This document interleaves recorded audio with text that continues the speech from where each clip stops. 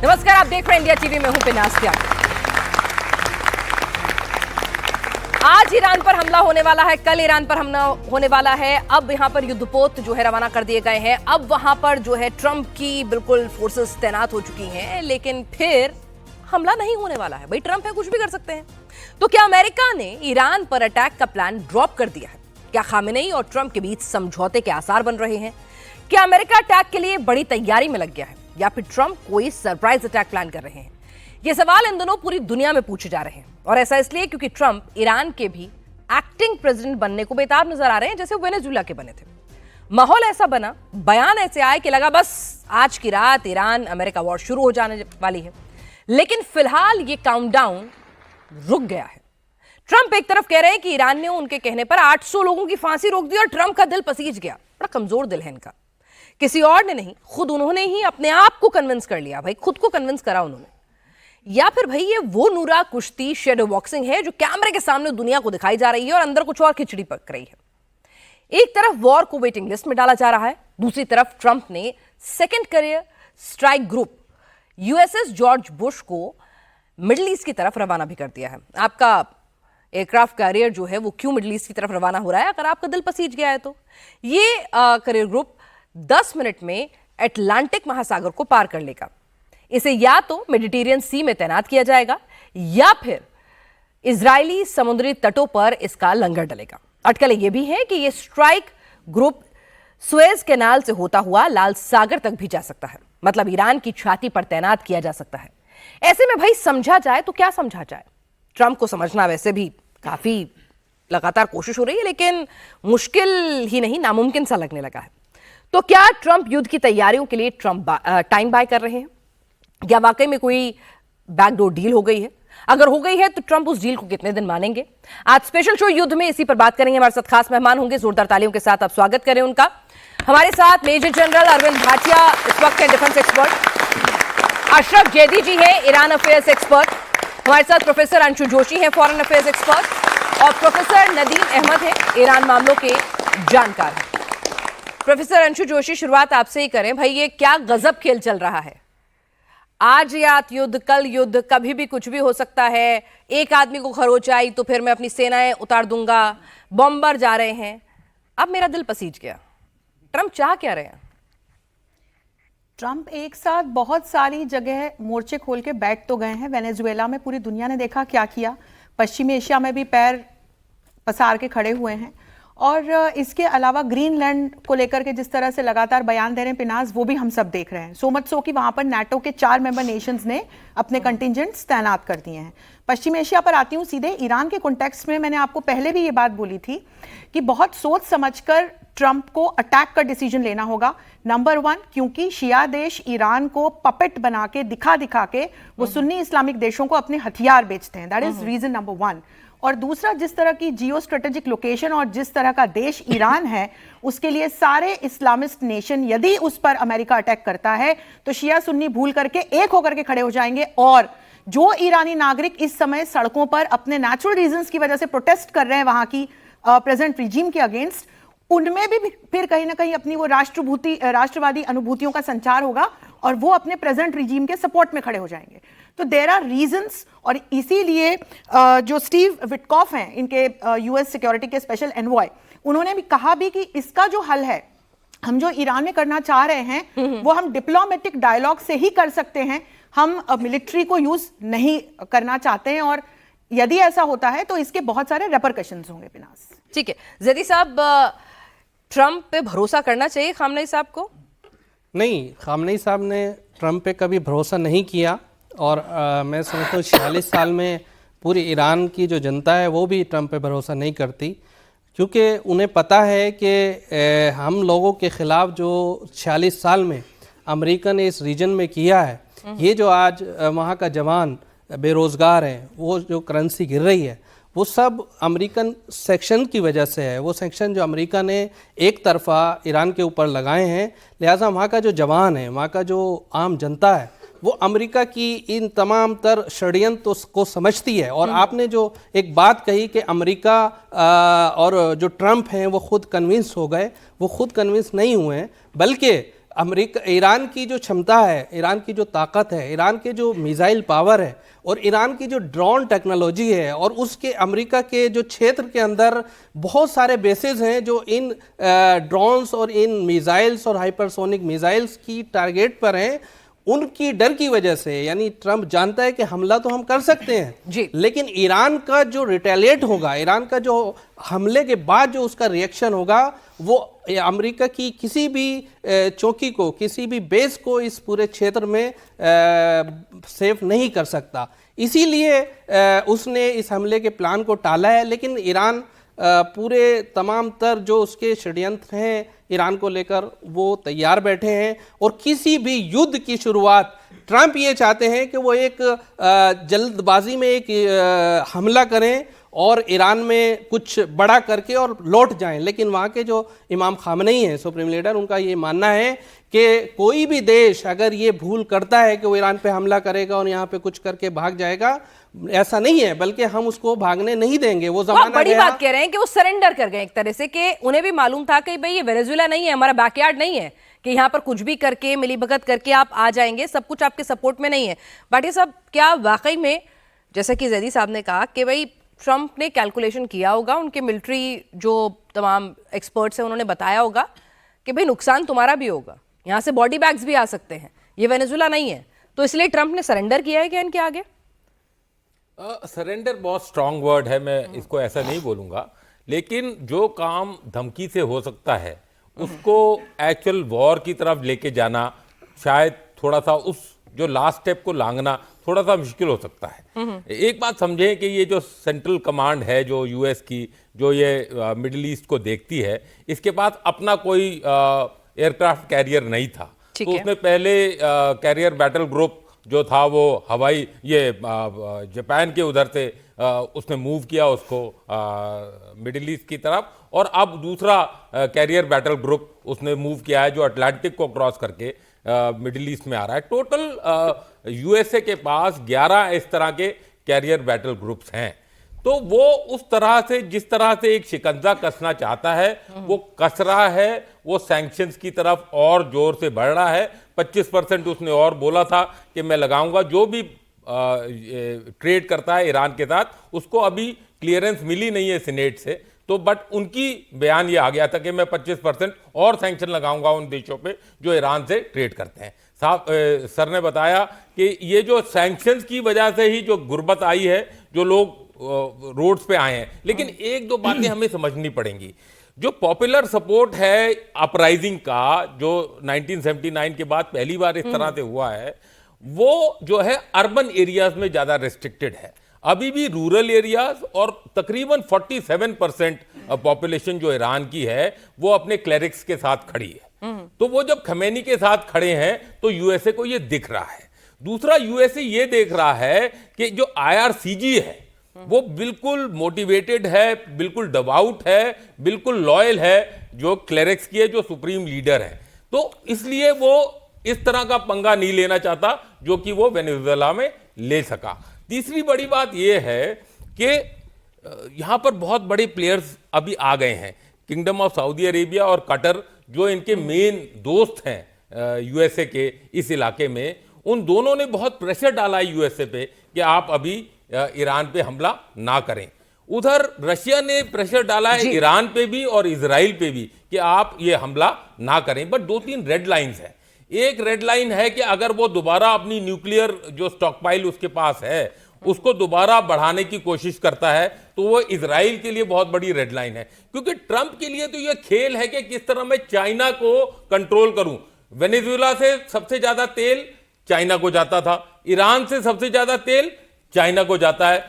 Threaten कौन हो रहा है? चाइना उसका नंबर 2 हो रखा है अभी। तो उसको थ्रेट ये था कि मैं चाइना को किसी तरह कंट्रोल करूं और नीचे रखूं। बट इजराइल के लिए तो ये एग्जिस्टेंस का लड़ाई है। तो इजराइल और यूएसए बहुत घनिष्ठ मित्र हैं।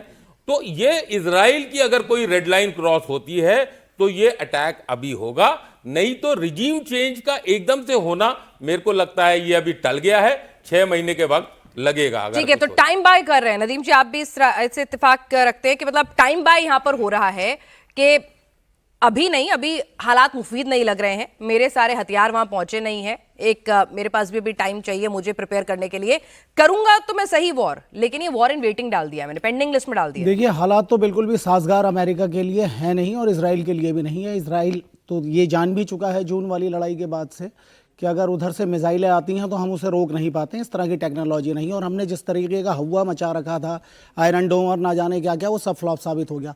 यहाँ मैडम मैं एक बात और बताना चाहूँगा कि असल में ये लड़ाई अमेरिका की है ही नहीं, ये तो इसराइल की लड़ाई है। अमेरिका को तो वो बुलाता है इस वजह से कि ईरान को दबाया जाए और उसे परेशान किया जाए और उसे और ज़्यादा कमज़ोर किया जाए, और ईरान इसी वजह से सैंक्शन लगाता है और अपने सुन्नी दोस्तों को खुश करने के लिए वो ऐसा कर रहा था। लेकिन अब मामला दूसरे हो चुके हैं और वो मामला कुछ इस तरीके के बन गए हैं कि अब कतर भी ईरान के साथ आ गया है, उधर टर्की आ गया और इधर सऊदी अरब आ गया है।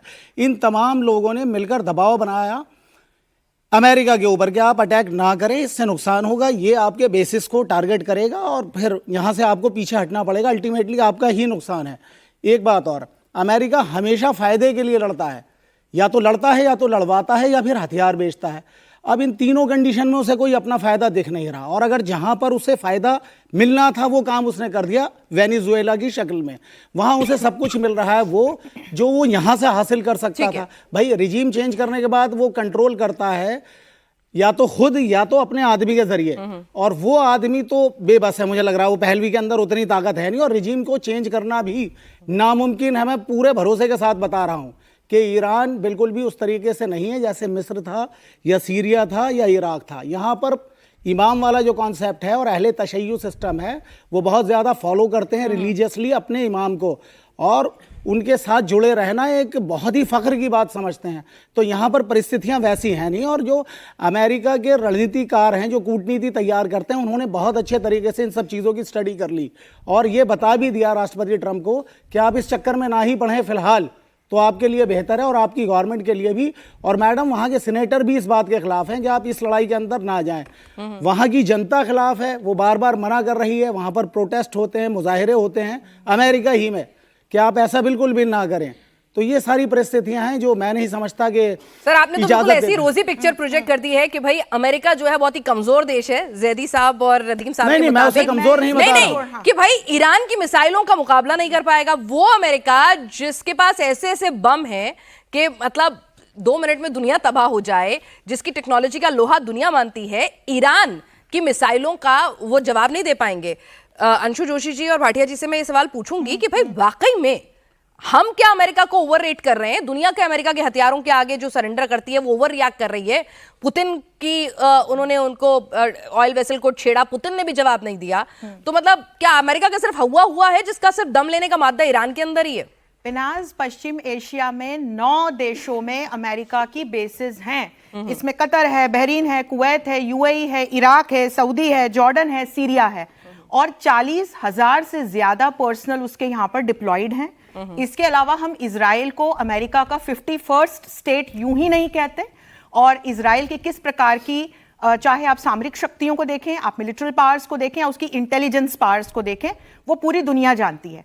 तो बात ये नहीं है कि सीधी लड़ाई, लेकिन मुझे लगता है भाटिया सर भी इस पर मेरे साथ सहमत होंगे because he is from forces कि आज के जमाने की जो लड़ाइयां हैं पिनाज, वो सोल्जर्स ऑन ग्राउंड नहीं भेजे जाते हैं, वो aerial attacks, drone attacks, cyber attacks, इस तरह से ये लड़ाइयां चल रही हैं। नहीं, और इसमें ईरान के पास ऐसी मिसाइल है कि भाई वो अमेरिका की बेसिस को खत्म कर देंगे, और अमेरिका जब अमेरिका और ईरान अभी गर्मियों में इंगेज हुए थे, तो हम सभी जानते हैं, सबने इस पर चर्चा की थी कि डायरेक्टली रिटेलिएट करने की क्षमता तो ईरान नहीं जुटा पाया था, उसने इनडायरेक्टली अपने प्रॉक्सीज को एक्टिव किया, और कतर और यहां पर जो उसने जिस तरह से हमले किए, तो वो एक प्रॉक्सी अटैक हम उसको कह सकते हैं। यहां पिनाज एक और इंपॉर्टेंट पॉइंट जोड़ना चाहती हूं, जो भाई कह रहे थे कि अमेरिका के सैंक्शंस की वजह से ईरान में जो हालत है, हम आंख मूंद के ना रहे, वहां की जनता जानती है, वहां जिस तरह से जिहादी शक्तियों को, आतंकवादी शक्तियों को, हिजबुल्लाह और हमास जैसे फोर्सेस को ईरान ने जो प्रमोट किया, फंडिंग की और उन पर अपना पैसा खर्च किया, उसकी वजह से ईरान की अर्थव्यवस्था चरमराई है और इसीलिए जनता सड़कों पर है, क्योंकि ईरान एक ऐसा प्रेगमेटिक, ऐसा डायनामिक देश रहा है पिनाज। अगर हम उसकी हिस्ट्री को देखें तो हजारों वर्षों पुरानी सभ्यता है, पर्शियन एम्पायर था, 550 CE में हमने देखा कि कैसे अरब जो साम्राज्य था वो आया और यहाँ पर ससेनियंस को हटा करके, और तब यहाँ से इस्लामिक कॉन्क्वेस्ट शुरू हुई है। तो जब आप एथनिकली देखते हो ना, तो यहाँ के जो रहने वाले लोग हैं, मैं एग्जाम्पल दूं, कुर्दिश लोग हैं, वो कल्चरली ये जो थियोक्रेटिक कंजर्वेटिव इस्लामिक फोर्सेस हैं उनसे अपने आप को रिलेट नहीं कर पाते। यही कारण है कि महिलाएं भी सड़कों पर हैं, युवा भी सड़क पर हैं, उद्योगपति या जो एंटरप्रेन्योर्स हैं वो भी सड़कों पर है। ठीक है, तो धर्म के नाम पर जो शासन चल रहा है, धर्म के नाम पर जो शासन चल रहा है ज़ैद साहब, जो धर्म के नाम पर पाबंदियां लगाई जा रही हैं, अब ईरान के लोग उन्हें स्वीकार नहीं करना चाहते। नहीं, देखिए, उन्हें नहीं चाहिए हिजाब, ईरान की जनता, उन्हें नहीं चाहिए रिस्ट्रिक्शंस। ईरान की जनता ने 12 जनवरी को अपनी सड़कों पर आके ये बताया है, मिलियंस ऑफ लोग वहाँ पे आए हैं अपनी हुकूमत के साथ, अपनी दिक्कत तो ये ज़ैदी साहब, आप वो वाले देखना चाहते हैं जो साथ आए हैं, जो विरोध में है वो आप नहीं देखना चाहते। देखिए तो दोनों देखिए ना, अगर दोनों देखिए। विरोध में अगर उससे ज्यादा होते, देखिए किसी भी देश के अंदर इंटरफेयर करना, जैसे ट्रम्प कर रहे हैं, जैसे इसराइल कर रहा है, ये तो सब वाज़ेह है, सब अखबारों में आपने देखा है, उनके जो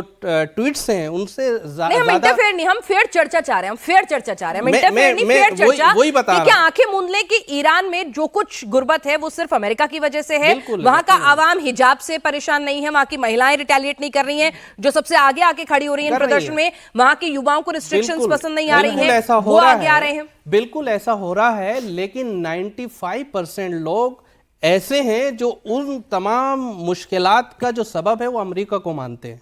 अच्छा, वो तमाम लोग जो 95% लोग हैं वो ये जानते हैं कि अमेरिका के जो सेक्शन है वो हमारी बेरोजगारी का जो है सबब है, वो हमारी जो यहाँ पे जिस तरह से अमेरिका सपोर्ट कर रहा है कि आप बैंक लूट लो, आप ईरान के इंस्टीट्यूशंस को कब्जा लो, जैसे वहाँ का प्रेसिडेंट बोलता है, ये निहायत यानी उस तरह का कानून है जैसे जंगल राज होता है। ये हमने ईरान के मामले में देखा है। क्यों?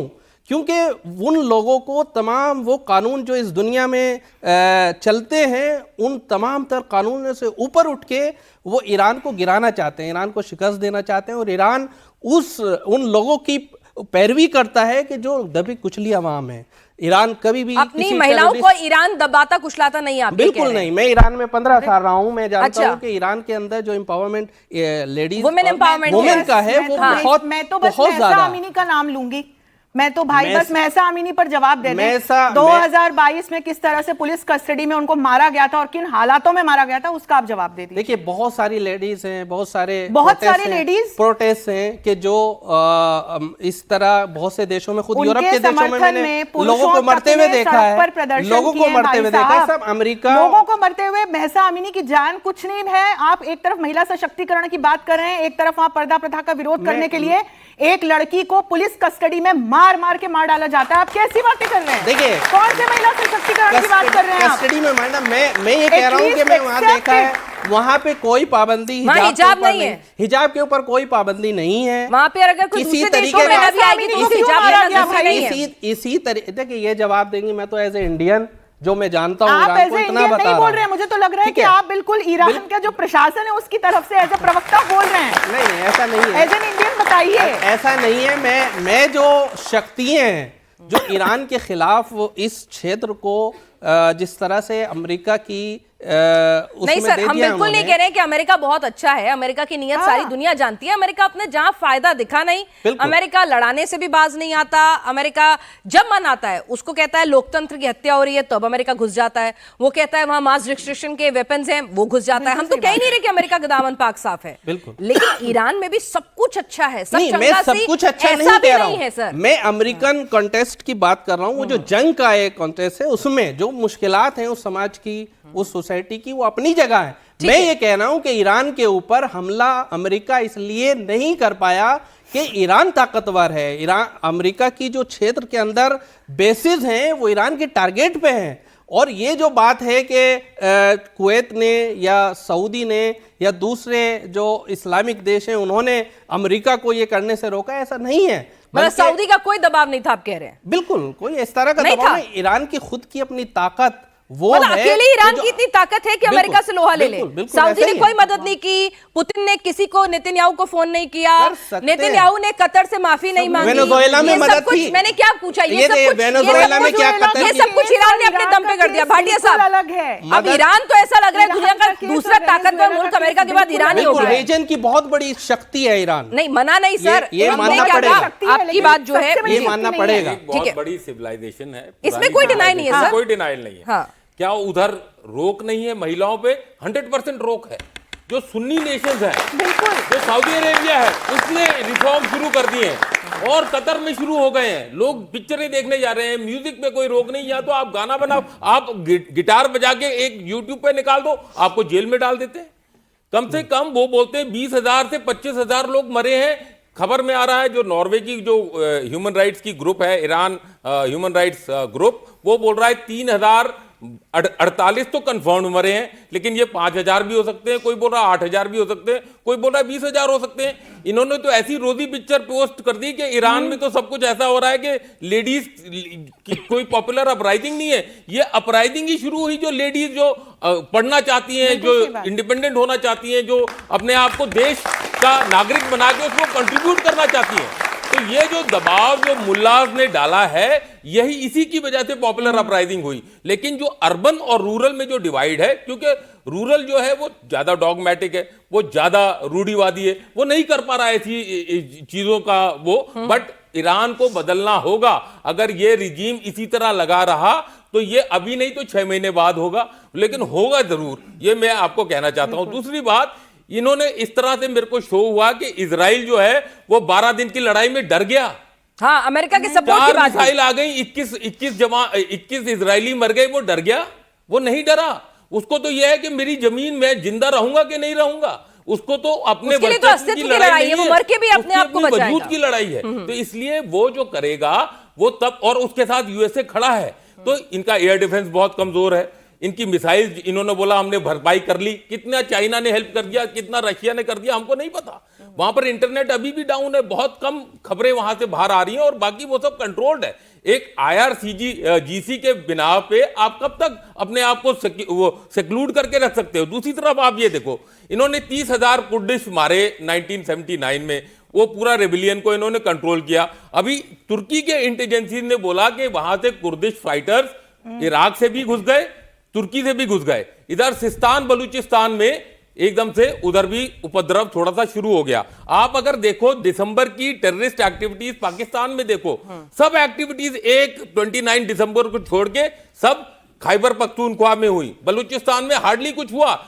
उसको दबाया जा रहा है, क्योंकि वो चाहते हैं कि ये जो दोनों बलूच इंसर्जेंसी और कुर्दिश इंसर्जेंसी है उसको भी और बढ़ावा मिले, और वो ये पॉपुलर जो रिवोल्ट हुआ है उसमें ये और आग का काम करें। तो ये डायरेक्टली नहीं हो रहा, इनडायरेक्टली हो रहा है, और चेंज करना पड़ेगा, ईरान को बदलना पड़ेगा, नहीं तो उसके वजूद खतरे में। कि यहां पर अभी जो हालात फिलहाल आपको बनते हुए दिख रहे हैं, आपको लग रहा है कि भाई ये जो क्रांति है ये भी दब जाएगी? क्योंकि पहले भी हमने ईरान में देखा है, कई बार क्रांति होती है फिर वो दब जाती है, ठंडी पड़ जाती है, सत्ता परिवर्तन नहीं होगा। आप इस बात को लेकर संतुष्ट हैं, या फिर जो हमारे को पैनलिस्ट कह रहे हैं आज भले ही ना हो लेकिन 6 महीने बाद ये होकर रहेगा ही रहेगा? नहीं, ये सारी चीजें तो होती रहेंगी और ये होती भी रही हैं। नहीं, हम तख्ता पलट की बात कर रहे हैं कि खमनई का वर्चस्व अब धीरे धीरे ढीला हो रहा है। एंटी इनकम्बेंट से भी ये 40 साल से लगातार बहुत ज्यादा हो रहा है। देखिए, मामला तो उस तरीके के नहीं है जैसे अब से 5, 10 या 15, 20 साल पहले थे। मामला तो हल्के हो ही रहे हैं, और ये लगातार विरोध और विद्रोह भी बढ़ रहा है, और वहाँ चेंजेस की भी ज़रूरत है। यानी जो खामियां उन लोगों के सामने आ रही हैं, या जिन चीज़ों को लेकर लगातार प्रोटेस्ट चल रहा है, या इंटरनली जो भी वायलेंट हो रहा है लोग, उन सब की बातों को उन्हें समझना चाहिए। और अगर वो उसमें सुधार कर सकेंगे तो मुझे ऐसा लगता है कि खामनेई साहब का जो रेजिम है वो आगे चलता रहेगा, नहीं तो इसी तरीके से सब डिस्टर्ब रहेगा, क्योंकि हालात मजबूत उस तरीके से नहीं बने हुए जैसे थे। ये मैं मानता हूं और मैं इसे स्वीकार भी करता हूं। ठीक है, तो ट्रंप साहब पिछली बार भी 12 दिन का जो पूरा संघर्ष चला था, उन्होंने कहा कि भाई हमने तो अपने स्टील्थ बॉम्बर भी उड़ा दिए और आपके न्यूक्लियर ठिकानों तक पहुंच गए। माहौल तो इतना बड़ा था, लेकिन फिर भी बातचीत आप ही ने की, कहीं ना कहीं आपने समझौता किया। इस बार भी मैं युद्ध कर दूंगा, मैं युद्ध कर दूंगा, मैं युद्ध कर दूंगा, अब मेरा दिल पसीज गया। मैम भाई ईरान में ऐसा क्या है, वही हम आपका भी पर्सपेक्टिव जानना चाहते हैं कि भाई ईरान में ऐसा क्या है कि ट्रंप हर बार बातचीत को मान जाते हैं और दिल पसीज जाता है, या फिर वो कोई बड़ी प्लानिंग रच रहे हैं? नहीं, बड़ी प्लानिंग नहीं है मैडम। वो असल में जो मिडिल ईस्ट वाला पूरा रीजन है उसके अंदर जो उनके एलाई है ना, वो उनके दबाव में आकर ये सब कुछ बोल देते हैं और इसी वजह से वो पीछे भी हटे। बहुत ज़्यादा जिम्मेदार कतर है, मैंने बताया आपको, टर्की है और सऊदी अरब है। और इधर से वो नहीं चाहते कि उधर की महाशक्तियाँ जो चाइना बनना चाह रहा है या रशिया है वो इधर आकर दखल दे और फिर उनके उन कामों में डायरेक्टली रुकावट पैदा करे जो वो करना चाहते हैं। जैसे भी ग्रीनलैंड वाला मामला वो चला रहे थे उसे, मैंने अभी आपको बताया मैडम पिछले सेगमेंट में कि अमेरिका अपनी क्षतिपूर्ति कहीं ना कहीं कर लेता है। अब उसे बड़े आसानी से वो सारी चीज़ें मिल रही हैं जो उसे चाहिए। यानी ईरान के अंदर अगर वो तख्ता पलट भी करवा देंगे तो उससे सिर्फ एक सिक्योरिटी ये मिलेगी कि इजराइल को फ़ायदा होगा, अमेरिका को बहुत कुछ नहीं मिलने वाला है। तेल वेल जैसी चीज़ें उन्होंने वेनेजुएला से ले लेनी है, या फिर ग्रीनलैंड के पास भी बहुत सारे खनिज पदार्थ हैं वहाँ से मिल जाएगी, या इधर मामला सारा तैयार ही आप देख रहे हैं पिछले 3-4 साल से चल रही है लड़ाई यूक्रेन वाली, वहाँ से उन्हें जो कुछ लेना है वो ले रहे हैं, हथियार भी अपना बेच रहे हैं। तो इस वजह से वो बहुत ज़्यादा उलझन में नहीं फंसेंगे क्योंकि उनके ऊपर इंटरनली भी दबाव है और वो हर जगह हर काम को लड़ाई ये सब वो खुद भी नहीं मुझे लगता है कि चाहेंगे अगर समझदार हैं। ठीक है प्रोफेसर अंशु जोशी, एक पर्सपेक्टिव तो ये जरूर सवाल आता है ना सबके मन में कि भाई हालांकि ट्रंप अनप्रेडिक्टेबल है, तमाम चीजें समझ में आती हैं, लेकिन ईरान को लेके हर बार ट्रंप का स्टैंड जो है वो एक शेडो बॉक्सिंग टाइप ज्यादा लगता है। बिल्कुल। और ये शेडो बॉक्सिंग की मजबूरी, इसके पीछे की वजह आखिर है क्या? अगर खामनेई और ट्रंप के बीच में डील हुई तो कैसे हुई, किसने कराई और क्यों हुई? तो जैसे मैंने कहा, 2 महत्वपूर्ण बिंदु। हम ये ना भूलें कि डोनाल्ड ट्रंप एक बिजनेसमैन है at the end of the day, और हथियारों की मंडी में ईरान के हवाले से जो अमेरिका की स्टेक इन्वॉल्व है, सुन्नी देशों को जो हथियार अमेरिका बेच रहा है, एक तो रीजन नंबर 1। और दूसरा ये कि जिस तरह से बाकी के इस्लामिक देशों का सपोर्ट ईरान को मिलने की पूरी संभावना है, यदि ट्रंप डायरेक्टली अटैक कर देते हैं ईरान को तो तब बहुत शिया सुन्नी कॉन्फ्लिक्ट सब खत्म हो जाएगा, सब खत्म हो जाएगा। इनफैक्ट यहाँ पर उनको घाटा ये होगा कि ईरान में अभी जो प्रदर्शन करता है वो भी तब अपने रिजीम के साथ जाकर के खड़े हो जाएंगे। तीसरा महत्वपूर्ण बिंदु पिनाज ये है, अब हम थोड़ा सा बाहर चलें। आप देखिए कि जो ग्रीनलैंड के साथ किया, जो वेनेजुएला में किया, रशिया यूक्रेन युद्ध के हवाले से नाटो लगातार कमजोर हो रहा है, यूरोप के साथ अमेरिका की दूरियां बढ़ रही हैं, और ऐसा करके ट्रंप एक और, मुझे ये शब्द यूज नहीं करना चाहिए लेकिन बेवकूफ़ी कर रहे हैं, क्योंकि यूरोप आज तक अमेरिका का सबसे बड़ा अलाई रहा है, विशेषकर नाटो में। तो ट्रंप कहीं ना कहीं, या ट्रंप के आसपास के जो सलाहकार हैं वो इस बात को अच्छे से समझ रहे हैं कि यूरोप का कमजोर होना, नाटो में डिवाइड होना, यानी कि इज इक्वल टू अमेरिका का कमजोर होना। बहुत सारे मोर्चे खोल रखे हैं अमेरिका ने, इस वक्त एक वीकनिंग पोजीशन में है और डिक्लाइनिंग पावर तो है ही पिनाज।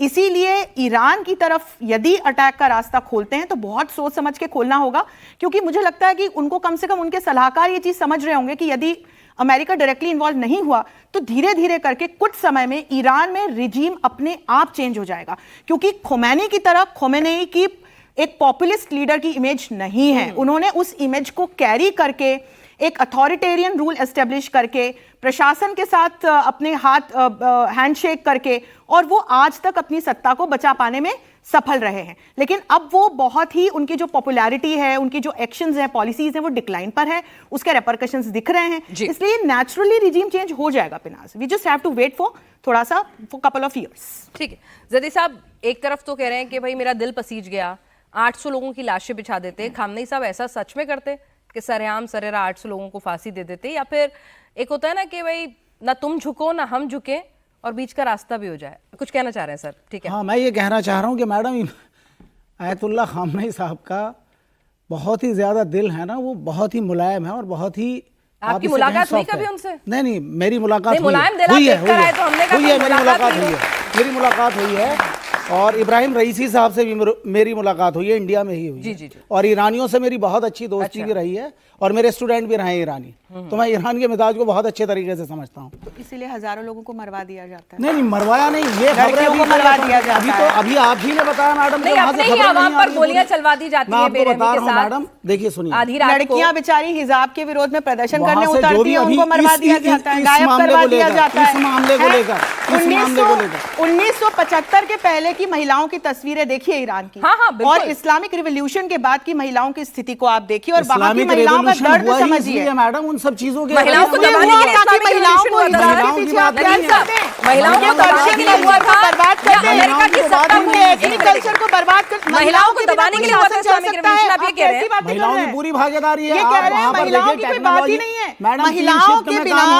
महिलाओं के बिना, महिलाओं के बिना कोई शासन चल सकता है। भाई साहब अभी इन्होंने स्टेटमेंट दिया है, किसी भी He सरकारी has given this किसी भी statement सरकारी कि दफ्तर महिलाओं का में क्या और काम महिलाएं है। वहाँ पर 50% भाई से ज्यादा काम साहब, करती हैं। भारत जैसे देश में खड़े होकर आप इस तरह की बात नहीं कर सकते कि महिलाओं का क्या काम है।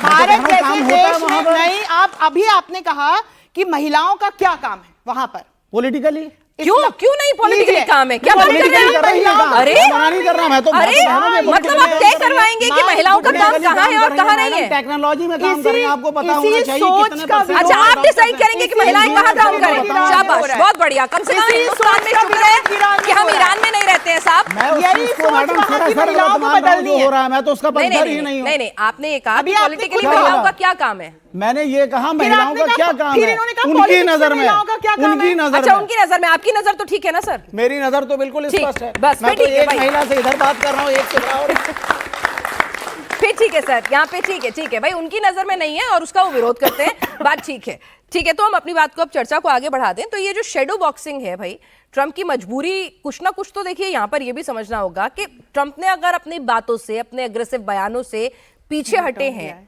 तो ऐसा भी नहीं है कि पिक्चर ट्रंप के लिए भी पूरी रोजी थी। ट्रंप के लिए भी तो कुछ नेगेटिव्स थे ना वहाँ। हैं, बिल्कुल हैं पिनाज। और पश्चिम एशिया की यदि हम जटिलता को समझें, जियो स्ट्रेटेजिकली भी, राजनीतिक दृष्टि से भी, और जिस तरह के अलायंसेस वहां पर बन रहे हैं, बिगड़ रहे हैं, और वहां जिस तरह से प्रॉक्सीज इन्वॉल्व हैं, यदि हम इन तमाम परिस्थितियों को समझते हैं और इसके बीच में फिर हम चल रहे इजराइल और हमास के संघर्ष को देखते हैं, जिसमें कहीं ना कहीं हमको इनडायरेक्टली अमेरिका इन्वॉल्व नजर आता है, और उधर रशिया यूक्रेन युद्ध में जो लगातार अमेरिका बना हुआ है यूक्रेन के पीछे, तो अपनी शक्तियों को लगातार कितना और कैसे एग्जॉस्ट कर सकते हैं ट्रंप। यही कारण है पिनास कि ईरान को हम एज अ यूनिट ना देखें, उसके पीछे खड़े हुए उसके बाकी के अलाई नेशंस को देखें, और यही कारण है कि ट्रंप 2 कदम आगे बढ़ाते हैं फिर 1 कदम पीछे ले लेते हैं। लेकिन ये ना भूलें पिनास, 2 कदम आगे बढ़ा रहे हैं और 1 कदम पीछे ले रहे हैं, तो बड़ी प्लानिंग भी हो सकती है। भाटिया सर, संघर्ष दरअसल ईरान और इजराइल का है। इजराइल के साथ अमेरिका खड़ा हुआ है और अमेरिका को बिग डैडी बनना ही है। यहां पर सवाल यह है कि भाई ईरान और इजराइल एक दूसरे को बिल्कुल भी स्वीकार्य है ही नहीं, वो तो उसके वजूद को ही नकारते हैं। ठीक है, इस हद तक हेट्रेड है।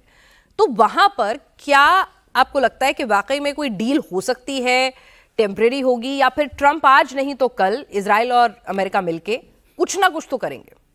देखो, जो डिप्लोमेसी होती है या जो पॉलिटिकल गेम होता है, उसमें परमानेंट होते हैं खाली नेशनल इंटरेस्ट। ना कोई देश परमानेंट दोस्त होता है, ना कोई देश परमानेंट दुश्मन होता है। आपका खुद का नेशनल इंटरेस्ट परमानेंट होता है, और उस नेशनल इंटरेस्ट को ट्रंप साहब ने बिल्कुल आगे बढ़ के दिखाया है। उन्होंने डिप्लोमेटिक उसमें इसको झांक के या ढांक के नहीं रखा है। तो अभी कोई अगर डील होती है तो तब भी 2 ऑप्शन उनके पास हमेशा रहते हैं, एक है सॉफ्ट किल ऑप्शन और एक है हार्ड किल ऑप्शन। सॉफ्ट किल ऑप्शन ये था कि रिजीम चेंज कर दें और वो चाहे चले जाएं, मॉस्को चले जाएं या जहां भी उनको असाइलम मिलता है वो उधर चले जाएं। दूसरा है कि हार्ड किल, उनको बंकर में भी बंकर बस्टिंग, उनके पास मिसाइल्स हैं, उनके पास ड्रोन्स हैं, उनके पास फाइटर बॉम्बर्स हैं, उनके पास बहुत तरीके हैं वो खमेनी जी को खत्म करने के, अगर वो चाहें तो आज खत्म करना चाहें तो आज, नहीं तो 2 दिन बाद खत्म कर सकते हैं। लेकिन अभी उन्होंने जो सॉफ्ट किल ऑप्शन है उसको अडॉप्ट किया है, और वो जो सॉफ्ट किल ऑप्शन है वो ये जरूरी नहीं है कि 1 हफ्ते में ही करना है। जब आप किसी एक तरफ बढ़ते हैं तो अपने इंटरेस्ट को देखते हुए बढ़ते हैं, और जब ये जो चारों मिडिल ईस्ट में जो चारों तरफ से अभी घिरा हुआ है ईरान, जो सैंक्शन एक तरफ से लगी हुई है, तो मार तो उसको पड़ी है। इकोनॉमिक सैंक्शन में कोई कमी नहीं होगी, और जो ट्रंप ने जो घेरा बढ़ाया उसको न्यूज को बढ़ाता ही रहेगा। उसमें हम कभी पाकिस्तान की भी बात करेंगे, हाँ, किस तरह वो पाकिस्तान को इस्तेमाल करके पाकिस्तान के लिए मुश्किलें अपने ही देश में बढ़ा रहा है। क्योंकि अगर उधर से भी कोई हमला होता है, चाहे वो उसने शमसी एयरबेस दिया हो, चाहे उसने अपने स्पेशल फोर्सेस उधर डिप्लॉय कर दिए हो, चाहे पाकिस्तान ने अपने 35,000 ट्रूप्स जो है ईरान के बॉर्डर की तरफ भेज दिए हैं, तो कमजोर हो गया अफगानिस्तान की तरफ, कमजोर हो गया इंडिया की तरफ। तो ये बहुत सारी ऐसी चीजें हैं जो हमें इस पूरे इलाके में देखना पड़ेगा कि एक ईरान पर इनडायरेक्टली भी क्या क्या कहर यूएसए डाल सकता है। ठीक है, इनडायरेक्टली भी किस तरह से काम कर सकता है। और पाकिस्तान का तो ईमान की बात ही नहीं कर सकते हैं, क्योंकि पिछली बार भी उसने अमेरिका का सपोर्ट दिया था ईरान के खिलाफ। उसने बस दो ही काम किए पाकिस्तान ने, एक गधे बेचे हैं और एक टेररिस्ट बेचे हैं। तो अब वो अपने जमीर को बेच रहा है, एक इस्लामिक देश को अपने साथ। मतलब जो मुल्क इस्लाम के नाम पे खड़ा हुआ था, आज वो दूसरे इस्लामिक मुल्क, यहाँ पे देखिए ना कि आप कह रहे हैं कि अगर लड़ाई की सिचुएशन आती है तो सऊदी के सारे जो मुल्क हैं वो उन सब कॉन्फ्लिक्ट्स को पीछे हट के ईरान के साथ खड़े हो जाएंगे मुस्लिम ब्रदरहुड के नाम पर। लेकिन पाकिस्तान क्या कर रहा है? पाकिस्तान की तो नीति ही कुछ नहीं है मैडम, वहाँ का तो खुदा नहीं, ही इस्लाम के नाम पर तो पूरा मुल्क बन गया नहीं, साहब। वहाँ का तो खुदा ही निराला है। वहाँ वो देखिए ना, अपनी लीडरशिप को ही वो तोड़ मरोड़ देते हैं। वहाँ फौज ज़्यादा डोमिनेंट रहती है और वो गवर्नमेंट को नहीं चलने देती है। तो वहाँ की तो बात ही अलग है बिल्कुल। वो तो सारे के सारे पता नहीं कैसे चल रहे हैं, वो कोई गवर्नमेंट चलाते हैं, वो तो पंचायत की तरह चलाते हैं। कभी एक आता है, कभी दूसरा आ जाता है। और मैडम वो जो मैं सॉफ्ट हार्टेड बता रहा था, वो मैं एटम बॉम्ब को लेकर बता रहा था। मैं आपको बताऊं कि इमाम खुमैनी और खामनेई साहब दोनों नहीं चाहते कि एटम बॉम्ब का परीक्षण हो, क्योंकि इससे लोगों को नुकसान होता है, उनकी मौत होती है और लोगों की जिंदगी खत्म हो जाती है। इस बात को मैं बताना चाह रहा था।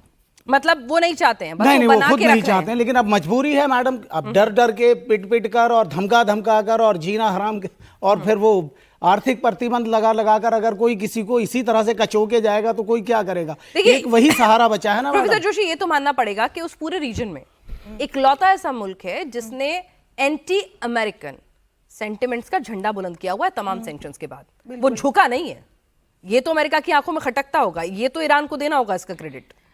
और ईरान में जब ये इस्लामिक रिवॉल्यूशन हुआ पिनाज और खुमैनी आए, उसके बाद से ही अमेरिका और ईरान के जो संबंध हैं वो बिल्कुल अलग टेंजेंट पर चले गए। इसके पहले तो न्यूक्लियर डील्स हुई हैं, न्यूक्लियर अग्रीमेंट्स हुए हैं, सरकारी उनकी थी ना, पपेट सरकार, तब तो और उनको कंफर्टेबल और था। बिल्कुल एमिकेबल रिलेशंस थे। अमेरिका की आंखों में ये बात भी खटकती है, क्योंकि जिस तरह का रिजीम है वो अमेरिका के सामने कहूँ झुकना ना झुकने से ज्यादा उसके जो अपने एक ग्रेटर जो पूरा इस्लामिक किंगडम एस्टेब्लिश करने के पर्पस से ये दोनों ही सुप्रीम लीडर्स ने काम किया है, तो उसमें फिर अमेरिका एज एन एनिमी ही आपको नजर आएगा। ठीक है, कुछ सवाल भी हैं, जी पूछिए।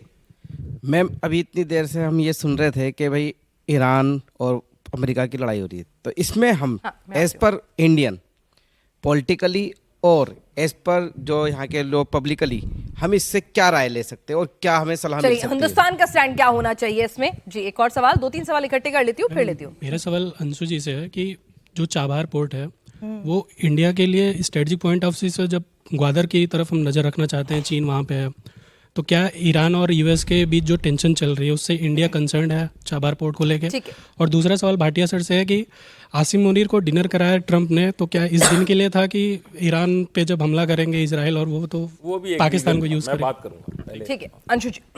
आप दोनों ने बहुत अच्छे सवाल पूछे और मैं इसी बात को अपनी हर चर्चा में कहना चाहती हूँ कि जब भी हम अंतर्राष्ट्रीय राजनीति को देखें तो हम अपने देश को केंद्र में रखकर एज एन इंडियन उसको देखें, और उसमें हम अपनी किसी विचारधारा या किसी प्रकार के धर्म या जाति या रीजन को ना लेकर के आए। तो वर्तमान जो परिदृश्य है इसमें भारत कम से कम अपनी बहुत ही स्टेबल, मैच्योर और प्रेग्मेटिक कॉशियस पॉलिसी के साथ आगे बढ़ रहा है। अमेरिका के साथ जिस तरह से पिछले कुछ महीनों में हमारे संबंध हुए हैं ट्रंप की वजह से, उसके बावजूद हम देख रहे हैं कि अब सुर बदलते हुए नजर आ रहे हैं। अब हमको पैक्स सिलिका का मेंबर बनने के लिए न्योता भी आ रहा है अमेरिका की तरफ से। हम बहुत कॉशियसली खड़े हैं। ईरान की तरफ अब इन्हीं के सवाल में आपका भी जवाब छुपा हुआ है। मैं चाबहार और आईमेक दोनों पर आने वाली थी। तो जो ये पूरा इंडिया मिडिल ईस्ट कॉरिडोर है जिसके जरिए हम और आगे तक जाने के लिए इंफ्रास्ट्रक्चरल डेवलपमेंट कर रहे हैं, और जो चाबहार पोर्ट को लेकर के अभी हमारा 10 इयर्स का फ्रेमवर्क फिर से हमने रिन्यू भी किया था, डिस्पाइट हैविंग थोड़े से इरिटेटेड रिलेशंस। तो भारत वो देश है जो अपने नेशनल इंटरेस्ट्स को और वैश्विक भलाई को सामने रख करके काम करता है। हम किसी के युद्ध में नहीं कूदने वाले, हम किसी मिलिट्री अलायंस का पार्ट नहीं है, तो हमको कोई मजबूर नहीं कर सकता कि हम किसी के युद्ध में जाकर के कूदें, और हम किसी की सीमाओं में वैसे भी जाकर के अटैक नहीं करने वाले। तो हम बहुत कॉशियसली अपने नेशनल इंटरेस्ट्स को सिक्योर करते हुए हम प्रयास ये कर रहे हैं कि शांति से और डिप्लोमेटिक डायलॉग से चीजों का समाधान निकल के आए। ईरान के साथ जो चाबहार पोर्ट को लेकर के हमारा काम है वो जारी है। ठीक है, भाटिया सर, जवाब उनका कि भाई वो जो लंच था वो हिंदुस्तान से ज्यादा ईरान के लिए था। पहली बात तो मैं रीइंफोर्स करना चाहता हूं मैम का वो कि चाबहार पोर्ट जो है वो बहुत ज़रूरी है, आपको पता है, क्योंकि हमको अगर जाना है कार नेशंस की तरफ या अफगानिस्तान की तरफ तो हमने उसको डेवलप करना है। 215 मिलियन हम डॉलर उसमें अब ऑलरेडी लगा चुके हैं और जो हमको सैंक्शन से वेवर मिला हुआ है वो 26 अप्रैल 2026 को खत्म हो जाएगा। तो वो एक बहुत बड़ा मुद्दा है जो हम चाहते हैं कि वो वेवर आगे बढ़े ताकि हम चाबहार को वैसे ही डेवलप कर सके जो कि हमारा, क्योंकि 80 किलोमीटर ही दूर है ग्वादर, अगर आप क्रो फ्लाइट डिस्टेंस देखें तो हमें उस पर चाबहार बहुत इंपॉर्टेंट है और इसके लिए हमको ईरान के साथ और यूएसए के दोनों के साथ करना पड़ेगा। दूसरा आप देखें कि मुनीर को लंच पे बुलाया, लंच पे तो वो मोदी साहब को भी बुला रहे थे ना, वो चाहते थे कि उधर मुनीर और हमारे प्राइम मिनिस्टर को इकट्ठा बिठा के आपस में बातचीत करा दें। मोदी साहब की एस्ट्यूटनेस देखिए, उनका जो स्ट्रैटेजिक सोच है वो देखिए, उन्होंने बोला नहीं मैं तो नहीं आऊंगा और वहां से वो गए ही नहीं। तो मुनीर को लंच पे बुलाया, चलो एक आदमी को लंच पे बुलाया, उनके जो फैमिली है उनको वीजा दे दिए कि जब भागना पड़ेगा यहां से तो कैसे भाग के आप यूएसए जाओगे। लेकिन उसके बाद क्या किया, अभी 75 देशों का नाम आया ना जहां पर इमिग्रेशन पे बिल्कुल पॉज लग गया और सबसे ऊपर नंबर पे क्या है, पाकिस्तान। बड़े परेशान है वो लोग, बड़े परेशान है वो कि ये क्या हो गया, कहां तो हम एकदम साथ आ गए थे। और आप इंडिया की तरफ देखिए, इंडिया और यूएस जो हैं वो long term strategically naturally democracy की वजह से वो दोस्त हैं। लेकिन अगर आप मेरे को बोले भारत का सबसे अच्छा दोस्त कौन है आज, तो मैं बोलूंगा इजराइल, ठीक है, मैं रशिया भी नहीं बोलूंगा। एक छोटा सा सवाल और लेते हैं जी, बस तो छोटा ये सा सब सवाल। हमको देखना हाँ, पड़ेगा ठीक और है। ये जो हमारी पॉलिसी गवर्नमेंट की है बहुत है। ही एस्ट्यूट है। सर एक सवाल छोटा सा ही जवाब चाहूंगी। मेरा क्वेश्चन जो टैरिफ लगाया गया है अभी उसके बारे में है, जो 25% सेकेंडरी टैरिफ है उसका ग्लोबल इम्पैक्ट क्या हो रहा है उसके बारे में जानना चाहेंगे हम। आप मेरा से सवाल है? हाँ जी सर। हाँ जी, ये जो टैरिफ है 25%, देखिए आपने वो जो टैरिफ ट्रंप ने लगाया, चाइना का डाउन हुआ ट्रेड, ईरान का डाउन हुआ, पूरे वर्ल्ड में बांग्लादेश का डाउन हुआ, पाकिस्तान तो वैसे ही कुछ नहीं है उसका भी डाउन हुआ। हमारा कितना ट्रेड बढ़ा, 22% बढ़ गया। क्यों बढ़ गया? क्योंकि हमारे गवर्नमेंट ने सोच विचार से पहले से ही ये देख लिया था कि इस तरह की हरकत हो सकती है। ईयू से संधि कर ली, ऑस्ट्रेलिया के साथ संधि कर ली, जापान के साथ संधि कर ली, कहीं फ्री ट्रेड एग्रीमेंट शुरू कर रहे हैं। चलिए तो हम हमारा अपने ट्रेड हितों का बढ़ा। पूरा ख्याल रख रहे हैं और ट्रंप का पता नहीं वो क्या कर रहे हैं या जानबूझ के ऐसा कर रहे हैं। कथनी और करनी में फर्क बार बार हम देख रहे हैं, लेकिन फिलहाल हमें इतना पता है कि वेट एंड वॉच और क्लोज विजिल हमें रखनी होगी और अपने हितों को सर्वोपरि रखना होगा। फिलहाल ये वॉर जो है वो वेटिंग लिस्ट में जाती हुई तो कम से कम दिख जरूर रही है, लेकिन कल सुबह तक ट्रंप क्या कह दें कुछ नहीं पता। आप सभी लोग इस चर्चा में शामिल, आपका बहुत बहुत शुक्रिया।